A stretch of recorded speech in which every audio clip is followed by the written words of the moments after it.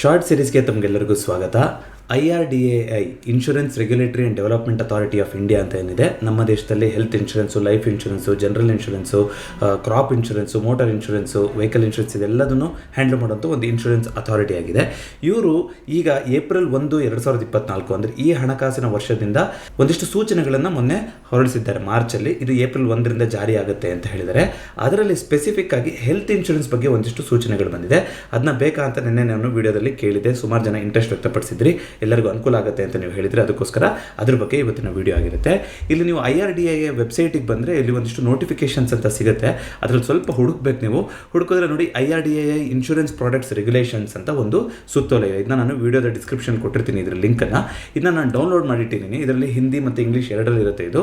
So ನೀವು ಇಲ್ಲಿ ಬಂದು ನೋಡೋದಾದರೆ ಏನು ಹೇಳಿದ್ದಾರೆ ಅಂತ, ಈ ಲೈಫ್ ಇನ್ಶೂರೆನ್ಸ್ ಸಂಬಂಧಪಟ್ಟಿದ್ದು ಮತ್ತು ಜನರಲ್ ಇನ್ಶೂರೆನ್ಸ್ ಸಂಬಂಧಪಟ್ಟಿದ್ದೆಲ್ಲ ಸ್ಕೆಡ್ಯೂಲ್ 1, 2, 3ನಲ್ಲಿ ಮಾತಾಡಿದ್ದಾರೆ. ಅದೇ ರೀತಿ ಹೆಲ್ತ್ ಇನ್ಶೂರೆನ್ಸ್ ಪ್ರಾಡಕ್ಟ್ ಎಲ್ಲ ಸ್ಕೆಡ್ಯೂಲ್ 3ನಲ್ಲಿ ಇದೆ. ಸೊ ಸ್ಕೆಡ್ಯೂಲ್ 3ಗೆ ಹೋಗ್ಬಿಟ್ಟು ನೀವು ನೋಡೋದಾದರೆ ಒಂದಿಷ್ಟು ಮಾನದಂಡಗಳಿರುತ್ತೆ. ಅದು ಮೊದಲೇ ಹೇಳ್ಬಿಡ್ತೀನಿ ನೋಡಿ. ಆಯುಷ್ ಅಂತ ನಮ್ಮ ಏನು ಒಂದು ಟ್ರೀಟ್ಮೆಂಟ್ ಅಂತ ಕರೀತಾರೆ ನಮ್ಮ ದೇಶದಲ್ಲಿ ಇರೋದು. ಆಯುಷ್ ಅನ್ನೋದು ಒಂದು ಆಕ್ರೋನಿಮ್ ಆಗಿದೆ. ಅದ್ರ ಫುಲ್ ಫಾರ್ಮ್ ನಿಮಗೆಲ್ಲರಿಗೂ ಗೊತ್ತಿದೆ. ಆಯುರ್ವೇದ, ಯೋಗ, ನ್ಯಾಚುರೋಪತಿ, ಯುನಾನಿ ಮತ್ತು ಸಿದ್ಧ ಮತ್ತು ಹೋಮಿಯೋಪತಿ ಸಿಸ್ಟಮ್ ಅಂತ ಇದಕ್ಕೆ ಆಯುಷ್ ಅಂತ ಕರಿತೀವಲ್ವಾ. ಹಾಗೆಯೇ ಗ್ರೇಸ್ ಪೀರಿಯಡ್ ಬಗ್ಗೆ ಗೊತ್ತಿರಬೇಕು ನೋಡಿ. ಗ್ರೇಸ್ ಪೀರಿಯಡ್ ನಿಮ್ಗೆ ಏನಿರುತ್ತೆ, ಈಗ ಯಾವುದೋ ಒಂದು ಪ್ರೀಮಿಯಂ ಪ್ರತಿ ವರ್ಷ, ನೀವು ಉದಾಹರಣೆಗೆ ಹೇಳ್ತಾ ಇದ್ದೀನಿ, ಈಗ ಏಪ್ರಿಲ್ 15ನೇ ತಾರೀಕು ಯಾವುದೋ ಒಂದು ಪ್ರತಿ ವರ್ಷ ಕಟ್ತಾ ಇದ್ದೀರಿ ಅಂತ ಅನ್ಕೋಣ, ಏನೋ ಇನ್ಶೂರೆನ್ಸ್ ಪ್ರೀಮಿಯಂನ. ಏಪ್ರಿಲ್ 15 ಬಂದರೂ ಕಟ್ಟಲಿಲ್ಲ ಅಂತಂದರೆ ನಿಮಗೆ ಒಂದಿಷ್ಟು ಗ್ರೇಸ್ ಪೀರಿಯಡ್ ಅಂತ ಕೊಡ್ತಾರೆ.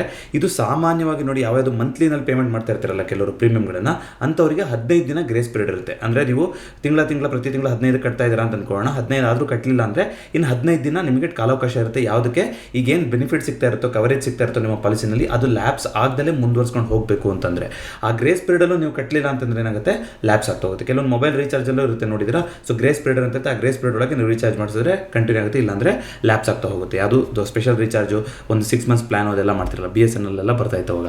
ಅದೇ ರೀತಿಯಾಗಿ ವರ್ಷ ಪ್ರೀಮಿಯಂ ಕಟ್ಟೋದಾಗಿದ್ರೆ ನಿಮಗೆ 30 ದಿನಗಳ ಗ್ರೇಸ್ ಪೀರಿಯಡ್ ಇರುತ್ತೆ, 1 ತಿಂಗಳು ಕಾಲಾವಧಿ ಇರುತ್ತೆ. ಮೈಗ್ರೇಷನ್ ಮತ್ತು ಪೋರ್ಟಬಿಲಿಟಿ ಅನ್ನೋದು ಇದೆರಡು ನಿಮ್ಗೆ ಗೊತ್ತಿರಬೇಕು ನೋಡಿ. ಈ ಪ್ರೀ ಎಕ್ಸಿಸ್ಟಿಂಗ್ ಡಿಸೀಸ್ ಅಂತ ಬರುತ್ತೆ, ಅದು ತುಂಬ ಇಂಪಾರ್ಟೆಂಟ್ ಇವತ್ತಿನ ವಿಡಿಯೋದಲ್ಲಿ. ಪ್ರೀ ಎಕ್ಸಿಸ್ಟಿಂಗ್ ಡಿಸೀಸ್ ಅಂದರೆ ಇವಾಗ ಯಾರಾಗಿರ್ಬೋದು, BP ಆಗಿರ್ಬೋದು, ಅಥವಾ ಥೈರಾಯ್ಡ್ ಆಗಿರ್ಬೋದು, ಅಥವಾ ಡಯಾಬಿಟಿಸ್ ಆಗಿರ್ಬೋದು, ಅಥವಾ ನೀ ರಿಪ್ಲೇಸ್ಮೆಂಟ್ ಏನೋ ಆಗಿತ್ತು ಅಂತ ಅನ್ಕೋಣ, ಅಥವಾ ನೀರು ಸಂಬಂಧಪಟ್ಟಿದ್ದು. ಇದು ಯಾಕೆ ಹೇಳ್ತಾ ಇದ್ದೀನಿ ಅಂದರೆ, ಸೀನಿಯರ್ ಸಿಟಿಸನ್ಸಲ್ಲಿ ಈ 4 ಜಾಸ್ತಿ ಕಾಣಿಸುತ್ತಲ್ವ, BP, ಶುಗರು, ಥೈರಾಯ್ಡು ಮತ್ತು ಮಂಡಿ ನೋವು ಸಮಸ್ಯೆಗಳು. ಸೊ ಈ ಪ್ರೀ ಎಕ್ಸಿಸ್ಟಿಂಗ್ ಡಿಸೀಸ್ ಅಂತ ಏನಿರುತ್ತೆ, ನೀವು ಅದಕ್ಕೆ ಒಂದಿಷ್ಟು ಕ್ರೆಡಿಟ್ಸ್ ಬಂದಿರುತ್ತೆ ಅಂತ ಅನ್ಕೊಳ್ಳೋಣ. ಅಂದರೆ ನೀವು ಒಂದಿಷ್ಟು ವೇಟಿಂಗ್ ಪೀರಿಯಡ್ನ ಮುಗಿಸಿರ್ತೀರ. ಯಾಕೆ ಹೇಳ್ತಾ ಇದ್ದೀನಿ ಅಂದರೆ, ಈ ಪ್ರೀ ಎಕ್ಸಿಸ್ಟಿಂಗ್ ಡಿಸೀಸ್ಗಳಂತ ಏನಿದೆ, ಮತ್ತು ಕೆಲವೊಂದು ಸ್ಪೆಷಲ್ ಸರ್ಜರೀಸ್ಗಳೇನಿದೆ, ಆ ಸರ್ಜರಿಗಳೆಲ್ಲ ನಿಮಗೆ ಇಮಿಡಿಯೇಟಾಗಿ ನೀವು ಇವತ್ತು ಇನ್ಶೂರೆನ್ಸ್ ಮಾಡಿಸಿದ್ರೆ ಅಂದರೆ ನಾಳೆಯಿಂದಲೇ ನಿಮಗೆ ಕವರೇಜ್ ಇರೋದಿಲ್ಲ. ಅದಕ್ಕೆಲ್ಲ ವೇಟಿಂಗ್ ಪೀರಿಯಡ್ ಅಂತ ಇರುತ್ತೆ. ಕೆಲವರಲ್ಲಿ 3 ವರ್ಷ ಇರುತ್ತೆ, ಕೆಲವರಲ್ಲಿ 4 ವರ್ಷ ಇರುತ್ತೆ. ಈ ರೀತಿ ವೇಟಿಂಗ್ ಪೀರಿಯಡ್ ಇರುತ್ತಲ್ವಾ. ಸೊ ಈ ರೀತಿ ವೇಟಿಂಗ್ ಪೀರಿಯಡ್ನ ನೀವು ಒಂದು ಪಾಲಿಸಿನಲ್ಲಿ ಕಂಪ್ಲೀಟ್ ಮಾಡಿದ್ದೀರಾ, ಆಮೇಲೆ ನಿಮಗೆ ಯಾಕೋ ಆ ಪಾಲಿಸಿ ಚೆನ್ನಾಗಿ ಅನಿಸಲಿಲ್ಲ, ಬೇರೆ ಪಾಲಿಸಿ ಚೇಂಜ್ ಆಗಬೇಕು ಅಂದರೆ, ಅದೇ ಕಂಪ್ನಿಯ, ಉದಾಹರಣೆಗೆ ಯಾವುದೋ ಒಂದು ಲೈಫ್ ಇನ್ಶೂರೆನ್ಸ್ ಕಂಪ್ನಿನಲ್ಲಿ ಪಾಲಿಸಿ ಮಾಡಿಸಿರ್ತೀರಾ, ಅದೇ ಇನ್ಶೂರೆನ್ಸ್ ಕಂಪ್ನಿಯಲ್ಲಿ ಇನ್ನೊಂದು ಪಾಲಿಸಿಗೆ ನೀವು ಚೇಂಜ್ ಆಗಬೇಕು ಅಂತ ಅನ್ಕೊತಾ ಇದ್ದೀರಾ ಅಂದರೆ ಅದನ್ನ ಮೈಗ್ರೇಷನ್ ಅಂತ ಕರಿತೀವಿ. ಅಂದರೆ ಅವಾಗ ಏನು ಮಾಡ್ತಾರೆ, ನೀವು ಆಲ್ರೆಡಿ ಇದರಲ್ಲಿ 2 ವರ್ಷ ಕೂಲಿಂಗ್ ಪೀರಿಯಡ್ನ ಕಂಪ್ಲೀಟ್ ಮಾಡಿದ್ದೀರಾ ಪ್ರೀ ಎಕ್ಸಿಸ್ಟಿಂಗ್ ಡಿಸೀಸ್ ಅಂದರೆ, ಅದು ಹಾಗೆ ಟ್ರಾನ್ಸ್ಫರ್ ಆಗಬೇಕು ಮೈಗ್ರೇಷನ್ ಆದಾಗ ಕೂಡ. ಅದೇ ರೀತಿ ಪೋರ್ಟಬಿಲಿಟಿ ಅಂತಂದ್ರೇನು, ಈ ಇನ್ಶೂರೆನ್ಸ್ ಕಂಪ್ನಿಯಲ್ಲಿ ನಿಮ್ಗೆ ಯಾವ ಪಾಲಿಸಿನೂ ಸೂಟ್ ಆಗಲಿಲ್ಲ, ನೀವು ಬೇರೆ ಒಬ್ಬ ಇನ್ಶೂರೆನ್ಸ್ ಪ್ರೊವೈಡರ್ ಜೊತೆ ಹೋಗಬೇಕು ಅಂತ ಅನ್ಕೊಳ್ತೀರಾ. ಉದಾಹರಣೆಗೆ ಯಾವುದೋ ಒಂದು LIC ಇರ್ತೀರಾ, ಇನ್ನೊಂದು ಯಾವುದೋ ಇನ್ಶೂರೆನ್ಸ್ ಕಂಪನಿಗೆ ಹೋಗಬೇಕು ಅಂತ ಅನ್ಕೋತೀರಾ, ಅಥವಾ ಇನ್ನೆಲ್ಲೋ ಇರ್ತೀರಾ, LICಗೆ ಬರಬೇಕು ಅಂತ ಅನ್ಕೋತೀರಾ ನಾನು.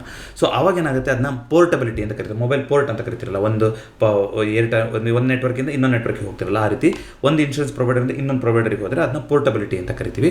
ಆಗಲೂ ಕೂಡ ಏನು ಗೇನ್ ಬಂದಿರುತ್ತಲ್ಲ ನಿಮಗೆ, ವೇಟಿಂಗ್ ಪೀರಿಯಡ್ 2 ವರ್ಷ ಕಂಪ್ಲೀಟ್ ಮಾಡಿರ್ತೀರಾ ಅಂತ ಅನ್ಕೋಣ, ಅಥವಾ 1 ವರ್ಷ ಕಂಪ್ಲೀಟ್ ಮಾಡಿರ್ತೀರಾ, ಅದೆಲ್ಲ ಹಾಗೆ ಕ್ಯಾರಿ ಆಗಬೇಕು. ಯಾವ್ಯಾವ ಪ್ರೀ ಎಕ್ಸಿಸ್ಟಿಂಗ್ ಡಿಸೀಸಿಗೆ ಕವರ್ ಮಾಡಿರ್ತೀರೋ ಅದನ್ನ.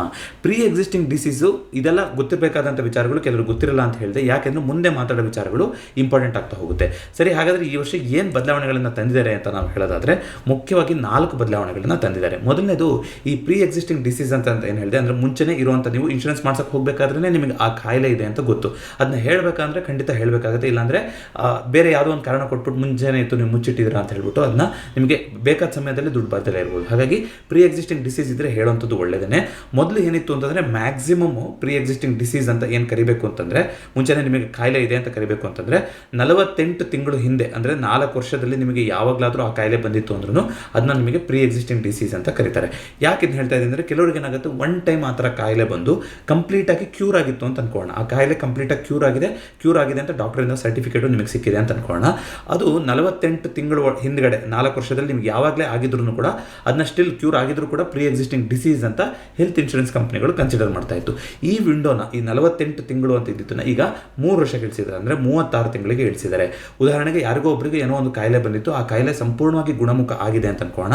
ಸಂಪೂರ್ಣವಾಗಿ ಗುಣಮುಖ ಆಗಿ 3 ವರ್ಷ ಆದ ನಂತರ ಅವ್ರು ಏನಾದರೂ ಒಂದು ಹೆಲ್ತ್ ಇನ್ಶೂರೆನ್ಸ್ಗೆ ಹೋಗ್ತಾ ಇದ್ದಾರೆ ಅಂದರೆ ಆ ಕಾಯಿಲೆ ಬಗ್ಗೆ ಅವರು ಹೇಳಬೇಕಾಗಿಲ್ಲ. ಯಾಕೆಂದರೆ ಪ್ರೀ ಎಕ್ಸಿಸ್ಟಿಂಗ್ ಡಿಸೀಸ್ ಅಂತ ನಿಮಗಿದೆ ಅಂತಂದರೆ ಅದನ್ನು ಹೇಳ್ಕೊಳೋಂಥ ವ್ಯಾಪ್ತಿ ಈಗ 4 ವರ್ಷ ಅಲ್ಲ, 3 ವರ್ಷ. ಕಳೆದ 3 ವರ್ಷದಲ್ಲಿ ನಿಮಗೆ ಏನಾದರೂ ಕಾಯಿಲೆ ಇದೆಯಾ, ಆಗ ಮಾತ್ರ ಅದು ಪ್ರೀ ಎಕ್ಸಿಸ್ಟಿಂಗ್ ಡಿಸೀಸ್ ಆಗುತ್ತೆ.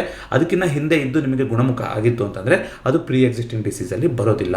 ಇದು ಯಾಕೆ ಇಂಪಾರ್ಟೆಂಟ್ ಆಗ್ತದೆ ಅಂದರೆ, ಈ ಮ್ಯಾಕ್ಸಿಮಮ್ ವಿಂಡೋ ಅಂತ ಇತ್ತಲ್ವ, ವೇಟಿಂಗ್ ಪೀರಿಯಡ್ ಅಂತ ನಿಮಗೆ ಹೇಳಿದೆ. ಯಾವುದೇ ನಿಮಗೆ ಪ್ರೀ ಎಕ್ಸಿಸ್ಟಿಂಗ್ ಡಿಸೀಸ್ ಇದ್ರೂ, ಇವಾಗ ಯಾರಿಗೊಬ್ರು ಹೈಪರ್ ಟೆನ್ಷನ್ ಇರುತ್ತೆ, ಅಥವಾ ಥೈರಾಯ್ಡ್ ಇರುತ್ತೆ, ಅಥವಾ ಡಯಾಬಿಟಿಸ್ ಇರುತ್ತೆ, ಈ ರೀತಿ ಏನೋ ಒಂದು ಇರುತ್ತೆ ಅಂತ ಅವರು ಇನ್ಶೂರೆನ್ಸ್ ಮಾಡ್ಸೋಕೆ ಹೋದರೆ, ಈ ಪ್ರೀ ಎಕ್ಸಿಸ್ಟಿಂಗ್ ಡಿಸೀಸ್ ನಿಮ್ಗೆ ಆಲ್ರೆಡಿ ಇದೆ, ಅವಾಗ ಇನ್ಶೂರೆನ್ಸ್ ಮಾಡ್ಸೋಕೆ ಬರ್ತಿದ್ದೀರಾ ಅಂತಂದರೆ ಅದಕ್ಕೆ ಸಂಬಂಧಪಟ್ಟಿದಾಗ ಏನಾದರೂ ಒಂದು ಹೆಲ್ತ್ ಎಕ್ಸ್ಪೆನ್ಸಸ್ ಅಂತ ಬಂತು, ಎಮರ್ಜೆನ್ಸಿ ಅಂತ ಬಂತು ಅಂದರೆ ನಮಗೆ ಮುಂದಿನ 48 ತಿಂಗಳ ತನಕ ಅದು ಇನ್ಶೂರೆನ್ಸಲ್ಲಿ ಕವರ್ ಆಗೋದಿಲ್ಲ ಅಂತ ಒಂದಿರುತ್ತೆ. ಅಂದರೆ ಅದ್ರ ರಿಲೇಟೆಡ್ ಏನಾದ್ರು ಸರ್ಜರಿ ಮಾಡಿಸ್ಕೋಬೇಕು ಅಂತ ಹೋಗ್ತೀರಾ ಅಂತಂದರೆ.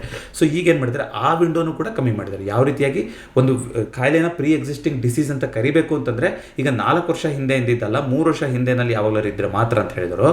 ಅದೇ ರೀತಿ ಆ ಪ್ರೀ ಎಕ್ಸಿಸ್ಟಿಂಗ್ ಡಿಸೀಸ್ನ ತಗೊಂಡ್ಬಂದರೆ ಮ್ಯಾಕ್ಸಿಮಮ್ ವೇಟಿಂಗ್ ಪೀರಿಯಡ್ ಇವಾಗ 3 ವರ್ಷ. ಅಂದರೆ ಇವತ್ತು ನೀವು ಇನ್ಶೂರೆನ್ಸ್ ಮಾಡಿಸಿದ್ದೀರಾ ಅಂದರೆ, ನಿಮಗೆ ಪ್ರೀ ಎಕ್ಸಿಸ್ಟಿಂಗ್ ಡಿಸೀಸ್ ಅಂತ ನೀವು ಹೇಳಿದ್ರು ಅಂದರೂ ಕೂಡ 3 ವರ್ಷ ನೀವು ಕಂಟಿನ್ಯೂಸ್ ಆಗಿ ಪ್ರೀಮಿಯಮ್ನ ಕಟ್ಟಿದ್ದೀರಾ ಅಂದರೆ, ಅದಾದಮೇಲೆ ನಿಮಗೆ ಯಾವುದೇ ರೀತಿಯಾದಂಥ ಸರ್ಜರಿ ಬೇಕಾಗಿದ್ದು ಅಂದ್ರೂ ಅವರು ಅದಕ್ಕೆ ಅನುವು ಮಾಡಿಕೊಡ್ಬೇಕು. ಅದಕ್ಕೆ ಪ್ರೀಮಿಯಮ್ನ ಇನ್ಶೂರೆನ್ಸ್ ಕಂಪ್ನಿನೇ ಭರಿಸಬೇಕಾಗುತ್ತೆ. ಮೊದಲು ಇದು ಅಪ್ ಟು 4 ವರ್ಷ ತನಕ ಕೂಲಿಂಗ್ ಪೀರಿಯಡ್ ಅಂತ ಹೇಳ್ಬೋದಾಗಿತ್ತು ಇನ್ಶೂರೆನ್ಸ್ ಕಂಪ್ನಿಗಳು, ಅದನ್ನ ಕಮ್ಮಿ ಮಾಡಿದ್ದಾರೆ, 3 ವರ್ಷಕ್ಕೆ ಮಾಡಿದ್ದಾರೆ. ಬಟ್ ಕಾಂಪಿಟೇಷನ್ ಜಾಸ್ತಿ ಇರೋದ್ರಿಂದ ಎಲ್ಲ ಕಾಯಿಲೆಗಳಿಗೂ 3 ವರ್ಷ ವೇಟಿಂಗ್ ಪೀರಿಯಡ್ ಅಂತ ಇರೋದಿಲ್ಲ. ಕೆಲವೊಂದು ಕಾಯಿಲೆಗೆ 2 ವರ್ಷಕ್ಕೆ ನಿಮಗೆ ವೇಟಿಂಗ್ ಪೀರಿಯಡ್ ಮುಗಿಸ್ತೀವಿ ಅಂತ ಹೇಳ್ತಿದ್ರು. ಬಟ್ ಇವಾಗ ಓವರ್ ಆಲ್ ಮ್ಯಾಕ್ಸಿಮಮ್ ವಿಂಡೋನೇ ಕಮ್ಮಿ ಮಾಡಿರೋದ್ರಿಂದ ಇನ್ನೂ ಕಾಂಪಿಟೇಷನ್ನ ಜಾಸ್ತಿ ಮಾಡೋಕ್ಕೆ ಕೆಲವೊಂದಕ್ಕೆ ವೇಟಿಂಗ್ ಪೀರಿಯಡ್ನ ಇನ್ನೂ ಕಮ್ಮಿ ಮಾಡಿದ್ರು ಮಾಡ್ಬೋದು ಇನ್ಶೂರೆನ್ಸ್ ಕಂಪ್ನಿಗಳು. ಯಾಕೆಂದರೆ ನಮ್ಮ ಹತ್ರ ಜನ ಜಾಸ್ತಿ ಬರಲಿ ಅಂತ. ಇದು ಒಂದು ಸ್ವಾಗತಾರ್ಹ ಬೆಳವಣಿಗೆ ಅಲ್ವಾ. ನಿಮಗೆ ಏನೋ ಒಂದು ಕಾಯಿಲೆ ಬರ್ತಾ ಇದೆ ಮತ್ತು ಮನೆಯಲ್ಲಿ ಪೇರೆಂಟ್ಸ್ ವಯಸ್ಸಾಗ್ತಾ ಇದ್ದಾರೆ ನೋಡಿ, 60 ವರ್ಷ ಆದಮೇಲೆ ಇನ್ಶೂರೆನ್ಸ್ ತೊಗೊಳೋದು ಸ್ವಲ್ಪ ಕಷ್ಟ ಇದೆ, ನಿಮ್ಗೆ ಗೊತ್ತಿರಬೇಕು. ಅದು ಸ್ವಲ್ಪ ಪ್ರೀಮಿಯಮ್ ಜಾಸ್ತಿ ಭರಿಸಬೇಕಾಗುತ್ತೆ. ಆದರೆ ನಿಮಗೆ ಒಂದು ಪೀಸ್ ಆಫ್ ಮೈಂಡ್ ಇರುತ್ತೆ ಇನ್ಶೂರೆನ್ಸ್ ತಗೊಂಡಿದ್ದೀರಾ ಅಂತಂದರೆ.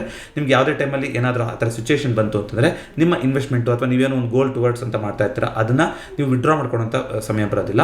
ಬದಲಿಗೆ ನಿಮ್ಮ ಹೆಲ್ತ್ ಇನ್ಶೂರೆನ್ಸ್ ನಿಮ್ಮನ್ನ ಕವರ್ ಮಾಡ್ತಾ ಹೋಗುತ್ತೆ. ವರ್ಷಕ್ಕೆ ನೀವು ಒಂದಷ್ಟು ಅಮೌಂಟ್ನ ಬೇರ್ ಮಾಡ್ತಾ ಇದ್ರಲ್ವಾ.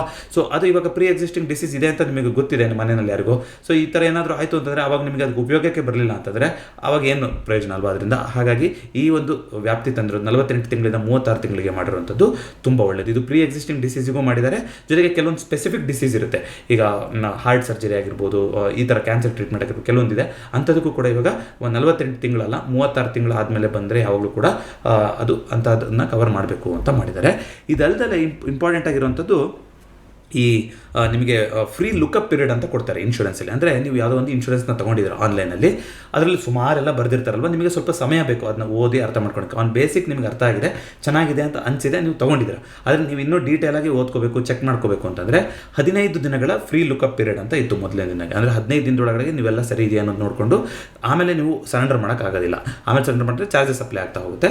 ಸೊ 15 ದಿನ ನಿಮಗೆ ಟೈಮ್ ಇರ್ತಿತ್ತು. ಇದು ಬರೀ ಆನ್ಲೈನ್ ಪೇಮೆಂಟಲ್ಲಿ ಯಾರಾದರೂ ತೊಗೊತಾ ಇದ್ರಲ್ಲ, ಆನ್ಲೈನ್ ಖರೀದಿ ಮಾಡ್ತಾ ಇದ್ರಲ್ಲ ಇನ್ಶೂರೆನ್ಸ್, ಅವ್ರಿಗೆ ಮಾತ್ರ ಅಪ್ಲಿಕೇಬಲ್ ಆಗ್ತಾ ಇತ್ತು. ನಿಮ್ಮ ಮನೆಗೇ ಬಂದು ಇನ್ಶೂರೆನ್ಸ್ ಕೊಡ್ತಾ ಇದ್ದಾರೆ ಅಂದರೆ ಎಲ್ಲ ಕಡೆ ಫಾಲೋ ಮಾಡ್ತಾ ಇರಲಿಲ್ಲ. ಬಟ್ ಇವಾಗ ಏನು ಮಾಡಿದ್ದಾರೆ, ಆನ್ಲೈನಲ್ಲಿ ಯಾರು ತೊಗೊಂಡ್ಲಿ ಅಥವಾ ಫಿಸಿಕಲ್ ಇನ್ಶೂರೆನ್ಸ್ ಕಂಪ್ನಿಗೆ ಹೋಗಲಿ ಅಥವಾ ಏಜೆಂಟೇ ಬಂದು ಕೊಟ್ಟೋದಾದ್ರೂ ಮ್ಯಾಂಡೇಟರಿಲಿ ಇದ್ರ ಬಗ್ಗೆ ಹೇಳಬೇಕು ಕಂಪ್ನಿಗಳು. ಈ ಥರ ಫ್ರೀ ಲುಕಪ್ ಪೀರಿಯಡ್ ಇರುತ್ತೆ, ನಿಮಗೆ ಅಂದರೆ ಇಷ್ಟ ಆಗಿಲ್ಲ ಅಂದರೆ ವಾಪಸ್ ಕೊಡಿ ಅಂತ. ಅದನ್ನು 15 ದಿನದಿಂದ ಈಗ 1 ತಿಂಗಳಿಗೆ ಜಾಸ್ತಿ ಮಾಡಿದ್ದಾರೆ. ಅಂದರೆ 1 ತಿಂಗಳು ನಿಮಗೆ ಕಾಲಾವಕಾಶ ಇರುತ್ತೆ. ನೀವು ಇನ್ಶೂರೆನ್ಸ್ ತಗೊಂಡ ಮೇಲೂ ನಿಮಗೆ ನೋಡಿ ಎಲ್ಲ ಸರಿ ಇದೆಯಾ ಅಂತ ನೋಡಿ ಫ್ರೀ ಲುಕಪ್ ಪೀರಿಯಡ್ ಅಂತ ಕರೀತಾರೆ. ಅಲ್ಲಿ ಯಾವುದೇ ಚಾರ್ಜಸ್ ಅಪ್ಲೈ ಮಾಡೋಂಗಿಲ್ಲ. ನಿಮಗೆ ಏನಾದ್ರು ಚೆನ್ನಾಗಿ ಅನಿಸ್ಲಿಲ್ಲ ಅಂತಂದರೆ ನೀವು ಸರೆಂಡರ್ ಮಾಡೋ ಥರ ಇರಬೇಕು. ಅದೇ ರೀತಿಯಾಗಿ ಇಲ್ಲಿ ನೋಡಿ ಮಾರಿಟೋರಿಯಂ ಪೀರಿಯಡ್ ಅಂತ ಇದೆ. ಮಾರಿಟೋರಿಯಂ ಪೀರಿಯಡ್ ಅಂದರೆ ನೀವು ಕಂಟಿನ್ಯೂಸ್ ಆಗಿ ಎಷ್ಟು ತಿಂಗಳಿಂದ ಒಂದು ಇನ್ಶೂರೆನ್ಸ್ನಲ್ಲಿ ಕವರೇಜ್ನ ಹೊಂದಿದ್ದೀರಾ ಅಂತಂದರೆ ಈ ತಿಂಗಳಿಂದ ಪ್ರೀಮಿಯಮ್ನ ಕಟ್ತಾ ಬಂದಿದ್ದೀರಾ. ಈ ಥರ ಒಟ್ಟು ನೀವು ತಿಂಗಳ ಕಟ್ಟೋರಾದರೆ 60 ತಿಂಗಳು ಕಂಟಿನ್ಯೂಸ್ ಆಗಿ ಕಟ್ಟಿದ್ದೀರಾ, ಅಥವಾ ವರ್ಷ ಕಟ್ಟೋದಾದರೆ 5 ವರ್ಷ ನೀವು ಕಂಟಿನ್ಯೂಸ್ ಆಗಿ ಕವರೇಜಲ್ಲಿ ಇದ್ದೀರಾ ಅನ್ನೋದನ್ನು ಚೆಕ್ ಮಾಡ್ತಾರೆ. ಇದು ಯಾಕೆ ಇಂಪಾರ್ಟೆಂಟ್ ಅಂದರೆ, ಮೊದಲು 96 ತಿಂಗಳು ಅಂತ ಇತ್ತು. ಅಂದರೆ ನೀವು 8 ವರ್ಷ ಯಾವುದಾದ್ರೂ ಒಂದು ಪ್ರೀಮಿಯಮನ್ನು ಕಂಟಿನ್ಯೂಸ್ ಆಗಿ ಕಟ್ತಾ ಇದ್ದೀರಾ ಅಂದರೆ ಮಾತ್ರ ಅದನ್ನ ಮಾರಿಟೋರಿಯಂ ಪೀರಿಯಡ್ ಅಂತ ಕರಿತಾ ಇದ್ರು. ಈಗ ಅದನ್ನ 8 ವರ್ಷ ಇದ್ದಿದ್ದನ್ನ 5 ವರ್ಷಕ್ಕೆ ಕಮ್ಮಿ ಮಾಡಿದ್ದಾರೆ. ಅಂದರೆ ಸರಿಸುಮಾರು 36 ತಿಂಗಳುಗಳು ಇವಾಗ ಕಮ್ಮಿ ಆಗಿದೆ. ಯಾಕೆ ಇದು ಇಂಪಾರ್ಟೆಂಟ್ ಆಗುತ್ತೆ ಅಂದರೆ ನೋಡಿ, ಯಾವುದೋ ಒಂದು ಕಾರಣಕ್ಕಾಗಿ ಇನ್ಶೂರೆನ್ಸ್ ಪ್ರೊವೈಡರು ನಿಮ್ಮ ಕ್ಲೇಮ್ನ ರಿಜೆಕ್ಟ್ ಮಾಡೋ ಆಗಿರೋದಿಲ್ಲ. ಅಂದರೆ ಇವರು ತಪ್ಪು ಮಾಹಿತಿ ಕೊಟ್ಟಿದ್ರು, ಕೆಲವೊಂದನ್ನು ಮುಚ್ಚಿಟ್ಬಿಟ್ಟಿದ್ರು, ಈ ರೀತಿ ಎಲ್ಲ ಹೇಳ್ಬಿಟ್ಟು ಇನ್ಶೂರೆನ್ಸ್ನ ರಿಜೆಕ್ಟ್ ಮಾಡೋ ಆಗಿರೋದಿಲ್ಲ. ಅನ್ಲೆಸ್ ಅವ್ರು ಏನಾದರೂ ಪರ್ಪಸ್ಫುಲಿ ಇನ್ಶೂರೆನ್ಸ್ ಕಂಪ್ನಿಗೆ ಮೋಸ ಮಾಡಬೇಕು ಅಂತಲೇ ಫ್ರಾಡ್ ಮಾಡಿದ್ರು ಅಂತ ಏನಾದರೂ ಪ್ರೂವ್ ಮಾಡೋಕ್ಕಾಯಿತು ಅಂದರೆ ಮಾತ್ರ ರಿಜೆಕ್ಟ್ ಮಾಡಬೇಕಾಗುತ್ತೆ. ಇಲ್ಲ ಅಂತಂದರೆ ಮಾರಿಟೋರಿಯಂ ಪೀರಿಯಡ್ನ ಕಂಪ್ಲೀಟ್ ಮಾಡಿದ್ದಾರೆ. ಅಂದರೆ ಮೊದಲು ಇದು 96 ತಿಂಗಳಿತ್ತು, ಈಗ 60 ತಿಂಗಳು ಕಂಟಿನ್ಯೂಸ್ ಆಗಿ ನೀವು ಅದೊಂದು ಪಾಲಿಸಿನಲ್ಲಿ ಕವರೇಜ್ನ ಹೊಂದಿದ್ದೀರಾ, ಪ್ರತಿ ತಿಂಗಳು ಅಥವಾ ಪ್ರತಿ ವರ್ಷ ಕಟ್ಟ ಬಂದಿದ್ದೀರಾ ಅಂತಂದರೆ ನಿಮಗೆ ಯಾವುದೋ ಒಂದು ರೀಸನ್ ಹೇಳ್ಬಿಟ್ಟು ಅವರು ರಿಜೆಕ್ಟ್ ಮಾಡೋಗಿಲ್ಲ. ಅದು ಕಂಪ್ನಿಯ ಜವಾಬ್ದಾರಿ ಆಗಿರುತ್ತೆ, ನೀವು ಇಷ್ಟು ವರ್ಷ ಯಾಕೆ ಅದನ್ನ ಚೆಕ್ ಮಾಡ್ಕೊಳ್ಳಲಿಲ್ಲ ಅಂತ.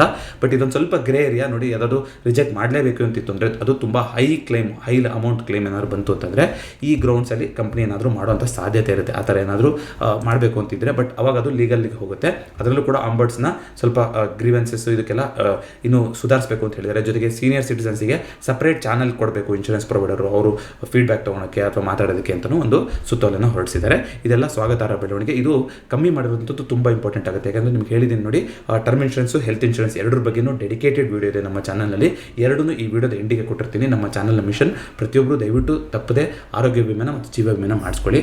ಅದೇ ರೀತಿಯಾಗಿ ಈ ಮಾರಿಟೋರಿಯಂ ಪೀರಿಯಡ್ ಅಂತ ಏನು ಕರಿತೀವಿ, ಇದು ಲೈಫ್ ಇನ್ಶೂರೆನ್ಸಲ್ಲಿ ನೋಡಿ 3 ವರ್ಷ ಇದೆ. ಅಂದರೆ ಅಲ್ಲಿ ಒಬ್ಬರು ವ್ಯಕ್ತಿನೇ ಇಲ್ಲ ಅನ್ನೋಂಗಾಗಿರ್ತಾರಲ್ವಾ. ಸೊ 3 ವರ್ಷ ಅವ್ರು ಏನಾದರೂ ಪ್ರೀಮಿಯಂ ಕಟ್ಟಿದ್ರು ಅಂದರೆ ಯಾವುದೋ ಒಂದು ರೀಸನ್ಗೆ ಅವರು ರಿಜೆಕ್ಟ್ ಮಾಡೋ ಹಾಗಿಲ್ಲ ಅಂತ ಇದೆ ಲೈಫ್ ಇನ್ಶೂರೆನ್ಸಲ್ಲಿ. ಹೆಲ್ತ್ ಇನ್ಶೂರೆನ್ಸಲ್ಲಿ ಇದು ತುಂಬ ಜಾಸ್ತಿ ಇತ್ತು, 8 ವರ್ಷ ಅಂತ ಇತ್ತು. ಅದನ್ನ ಇವಾಗ 5 ವರ್ಷಕ್ಕೆ ಕಮ್ಮಿ ಮಾಡಿದ್ದಾರೆ. 5 ವರ್ಷ ನೀವು ಕಂಟಿನ್ಯೂಸ್ ಆಗಿ ಪ್ರೀಮಿಯಂನ ಕಟ್ಟಿದ್ದೀರಾ ಅಂತಂದರೆ ಸುಮ್ಮನೆ ಯಾವುದೋ ಒಂದು ರೀಸನ್ ಹೇಳ್ಬಿಟ್ಟು ರಿಜೆಕ್ಟ್ ಮಾಡೋ ಥರ ಇಲ್ಲ ಅಂತ. ಇದು ಸ್ವಾಗತಾರ್ಹ ಬೆಳವಣಿಗೆ ಅಂತಲೇ ಹೇಳ್ತೀನಿ. ಇನ್ನೂ ಒಂದಿಷ್ಟು ನೋಡಿ, ಪಾರ್ಲಿಮೆಂಟರಿ ಮೀಟಲ್ಲಿ ಫೆಬ್ರವರಿನಲ್ಲಿ ಒಂದಿಷ್ಟು ಡೇಟಾನ ತಗೊಂಡು ಇನ್ಶೂರೆನ್ಸಲ್ಲಿ ಏನೇನು ಸುಧಾರಣೆ ಬರ್ಬೋದು ಅಂತ ಮಾತಾಡ್ತಾ ಇದ್ರು. ಅದರಲ್ಲಿ ಒಂದು 2-3 ಮುಖ್ಯವಾಗಿ ಕಂಪ್ನಿಗಳು ಮಾಡಬೇಕು ಅಂತ ಅನ್ಸುತ್ತೆ. ಒಂದೇನಂತಂದರೆ ಈ ಪ್ರೀಮಿಯಂ ಅಂತ ಏನು ಭರಿಸ್ತೀವಿ ಅದಕ್ಕೂ ಕೂಡ 18% GST ನಾವು ಪೇ ಮಾಡ್ತಾ ಇದ್ದೀವಿ ಪ್ರೀಮಿಯಂಗೆ. ಇದು ಪಾಪ ಸೀನಿಯರ್ ಸಿಟಿಸನ್ಸ್ ಯಾರು ಇರ್ತಾರೋ ಅವರು ಪೆನ್ಷನ್ ದುಡ್ಡಲ್ಲಿ ಯಾವುದೆಲ್ಲ ಒಂದು ಅವರು ಇನ್ಶೂರೆನ್ಸ್ನ ಮಾಡ್ಕೊಂಡು ಕಟ್ತಾ ಇದ್ದಾರೆ ಅಂತಂದರೆ ಅವರು ಪಾಪ 18% GSTನ ಕಟ್ತಾ ಇದ್ದಾರೆ. ಅದನ್ನ ಕಮ್ಮಿ ಮಾಡ್ತಾರೆ ಏನೋ ಅನ್ನೋದನ್ನ ನೋಡೋಣ ಮುಂಬರುವ ದಿನಗಳಲ್ಲಿ. ಅದೇ ರೀತಿಯಾಗಿ ನೀವು ಆಲ್ರೆಡಿ ಯಾವುದೋ ಒಂದು ಇನ್ಶೂರೆನ್ಸ್ ಕಂಪ್ನಿ ಜೊತೆ ಲೈಫ್ ಇನ್ಶೂರೆನ್ಸ್ನ ಮಾಡಿಸಿದ್ದೀರಾ ಅಂತ ಅನ್ಕೋಣ. ಅದೇ ಕಂಪ್ನಿನಲ್ಲಿ ನೀವು ಹೆಲ್ತ್ ಇನ್ಶೂರೆನ್ಸ್ ಮಾಡಿಸ್ಬೇಕು ಅಂತ ಹೋಗ್ತಾ ಇದ್ದಾರೆ ಅಂದರೆ ಏನಾದರೂ ಒಂದಿಷ್ಟು ಡಿಸ್ಕೌಂಟ್ನ ಕೊಡುವಂಥದ್ದು ಮಾಡಬೇಕು. ಯಾಕೆಂದರೆ ಆಲ್ರೆಡಿ ಒಬ್ಬರು ಎಕ್ಸಿಸ್ಟಿಂಗ್ ಶೇರ್ ಹೋಲ್ಡರ್ ಆಗಿರೋದ್ರಿಂದ, ಅಂದರೆ ಎಕ್ಸಿಸ್ಟಿಂಗ್ ಪಾಲಿಸಿ ಹೋಲ್ಡರ್ ಆಗಿರೋದ್ರಿಂದ ಅಲ್ಲಿ ಅವರು ಇನ್ನೊಂದು ಇನ್ಶೂರೆನ್ಸ್ನ ಕೊಡೋದು ಅಂತ ಇದ್ರ ಬಗ್ಗೆ ಯೋಚನೆ ಮಾಡಬೇಕು ಅಂತ ಹೇಳ್ತಾ ಇದ್ದಾರೆ. ಜೊತೆಗೆ ಇನ್ಶೂರೆನ್ಸ್ ಕಂಪ್ನಿಗಳು ಬಂದು ಒಂದು ಇನ್ಶೂರೆನ್ಸ್ನ ತಗೋಬೇಕು ಅಂತಂದರೆ ಇವಾಗ ಹೆಂಗಿದೆ ಅಂತಂದರೆ ಲೈಫ್ ಇನ್ಶೂರೆನ್ಸ್ಗೆ ಬೇರೆ, ಜನರಲ್ ಇನ್ಶೂರೆನ್ಸ್ಗೆ ಬೇರೆ ಒಂದು ಲೈಸೆನ್ಸ್ನ ಪಡಿಬೇಕು ಅಂತ ಇದೆ. ಅದೆರಡೂ ಒಂದೇ ಲೈಸೆನ್ಸ್ ಅಂತ ಮಾಡಿಬಿಡ್ತು ಅಂತಂದರೆ ಆಗ ತುಂಬ ಈಸಿ ಆಗ್ತಾ ಹೋಗುತ್ತೆ. ಅದರಿಂದ ನಮಗೆ ಪ್ರೀಮಿಯಮಲ್ಲೂ ಕೂಡ ನಮಗೆ ಒಂದಿಷ್ಟು ಬೆನಿಫಿಟ್ಸ್ ಕೊಡ್ತಾ ಹೋಗ್ಬೋದು. ಯಾಕೆಂದರೆ ಒಂದೊಂದು ಲೈಫ್ ಇನ್ಶೂರೆನ್ಸ್ ಆಗೋಕ್ಕೂ ಅವರು ಒಂದು ಸಪ್ರೇಟ್ ಲೈಸೆನ್ಸ್ ಖರ್ಚು ಮಾಡಬೇಕು, ಜನರಲ್ ಇನ್ಶೂರೆನ್ಸ್ ತೊಗೊಳಕ್ಕೂ ಒಂದು ಸಪ್ರೇಟ್ ಇನ್ಶೂರೆನ್ಸ್ನ ಖರ್ಚು ಮಾಡಬೇಕು. ಆ ಒಂದು ಸುಧಾರಣೆ ಬಂದರೆ ಚೆನ್ನಾಗಿರುತ್ತೆ ಅಂತ ಅನಿಸುತ್ತೆ. ಜೊತೆಗೆ ಇದ್ರದ್ದು ಕೂಡ ಡೇಟಾ ಬರ್ತಾ ಹೋಗಬೇಕು ಕ್ಲಿಯರ್ ಕಟ್ಟಾಗಿ. ಏನೊಂದು ನಮಗೆ ಕ್ಲೈಮ್ ಸೆಟಲ್ಮೆಂಟ್ ರೇಷೋ ಅಂತ ಬರುತ್ತೆ, ಅದರಲ್ಲಿ ಹೆಲ್ತ್ ಇನ್ಶೂರೆನ್ಸ್ ಎಷ್ಟಿದೆ, ನಮಗೆ ಟರ್ಮ್ ಇನ್ಶೂರೆನ್ಸ್ ಎಷ್ಟಿದೆ, ಯೂಲಿಪ್ ಪ್ಲಾನ್ ಎಷ್ಟಿದೆ, ಈ ರೀತಿ ವಿಂಗಡಣೆ ಆದರೆ ಅದು ತುಂಬ ದೊಡ್ಡ ಸುಧಾರಣೆ ಆಗುತ್ತೆ ಅಂತ ಅನ್ಸುತ್ತೆ. ಅದರಿಂದ ಅದೆಲ್ಲ ನನ್ನ ಕಡೆಯಿಂದ ಹೇಳ್ತಾರಂಥ ಅನಿಸಿಕೆಗಳು. ಬಟ್ ಮೇನ್ ಈ ಸುತ್ತೋಲೆಯಲ್ಲಿ ತಂದಿರುವಂಥದ್ದು ಪ್ರೀ ಎಕ್ಸಿಸ್ಟಿಂಗ್ ಡಿಸೀಸ್ ಅಂತ ಕರ್ಸ್ಕೋಬೇಕು ಅಂತಂದರೆ ನಿಮ್ಗೆ 4 ವರ್ಷ ಹಿಂದೆ ಬಂದಿತ್ತು ಅಂತಂದ್ರೂ ಅದು ಇಲ್ಲ. ಈಗ 3 ವರ್ಷ, ಲಾಸ್ಟ್ 3 ವರ್ಷದಲ್ಲಿ ನಿಮಗೆ ಯಾವುದಾದ್ರೂ ಕಾಯಿಲೆ ಇದೆ ಅಂತ ದೃಢಪಟ್ಟಿದೆ ಅಂದರೆ ಮಾತ್ರ ಅದನ್ನ ಪ್ರೀ ಎಕ್ಸಿಸ್ಟಿಂಗ್ ಡಿಸೀಸ್ ಅಂತ ಕರಿತೀವಿ. ಅದೇ ರೀತಿಯಾಗಿ ಮ್ಯಾಕ್ಸಿಮಮ್ ಪ್ರೀ ಎಕ್ಸಿಸ್ಟಿಂಗ್ ಡಿಸೀಸ್ಗೆ ವೇಟಿಂಗ್ ಪೀರಿಯಡ್ 48 ತಿಂಗಳಿತ್ತು, ಅದನ್ನು 48 ತಿಂಗಳಿಂದ 36 ತಿಂಗಳಿಗೆ ತಂದಿದ್ದಾರೆ. ಅದೇ ರೀತಿಯಾಗಿ ಸ್ಪೆಸಿಫಿಕ್ ಡಿಸೀಸ್ಗಳಿಗೆ ಕೆಲವೊಂದಕ್ಕೆ 48 ತಿಂಗಳು ಕೂಲಿಂಗ್ ಪೀರಿಯಡ್ ಇತ್ತು, ಅದನ್ನು ಕೂಡ 36 ತಿಂಗಳಿಗೆ ಕಮ್ಮಿ ಮಾಡಿದ್ದಾರೆ. ಜೊತೆಗೆ ಮಾರಿಟೋರಿಯಂ ಪೀರಿಯಡ್ ಅಂದರೆ ಕಂಟಿನ್ಯೂಸ್ ಆಗಿ ಎಷ್ಟು ತಿಂಗಳುಗಳಿಂದ ಕವರೇಜ್ ಆಗಿದ್ದೀರಾ ಅನ್ನೋದನ್ನು ಕರಿಬೇಕು ಅಂದರೆ ಮೊದಲು 96 ತಿಂಗಳುಗಳಿಂದ ಕವರೇಜ್ ಆಗಿದ್ರೆ ಮಾತ್ರ ಮಾರಿಟೋರಿಯಂ ಪೀರಿಯಡ್ ಸಿಗ್ತಿತ್ತು. ಈಗ ಅದನ್ನ 96 ತಿಂಗಳುಗಳಿಂದ 60 ತಿಂಗಳಿಗೆ ಕಮ್ಮಿ ಮಾಡಿದ್ದಾರೆ. ಇದಿಷ್ಟು IRDA ಇಂದ ಬಂದಿರುವಂಥ ಹೊಸ ಒಂದು ಸೂಚನೆ ಇನ್ಶೂರೆನ್ಸ್ ಸಂಬಂಧಪಟ್ಟವಾಗಿ, ಸ್ಪೆಷಲಿ ಹೆಲ್ತ್ ಇನ್ಶೂರೆನ್ಸ್ ಬಗ್ಗೆ ನಾವು ಮಾತಾಡಿದ್ದೀವಿ. ಈ ವಿಡಿಯೋ ಇಷ್ಟ ಆಗಿದೆ ಅಂದರೆ ದಯವಿಟ್ಟು ವಿಡಿಯೋನ ಲೈಕ್ ಮಾಡಿ ಹಾಗೂ ಚಾನಲ್ಗೆ ಸಬ್ಸ್ಕ್ರೈಬ್ ಮಾಡಿ. ಮತ್ತೊಂದು ಶಾರ್ಟ್ ಸೀರೀಸ್ನೊಂದಿಗೆ ನಿಮ್ಮನ್ನ ಭೇಟಿ ಆಗ್ತೀನಿ. ಎಲ್ಲರಿಗೂ ನಮಸ್ಕಾರ.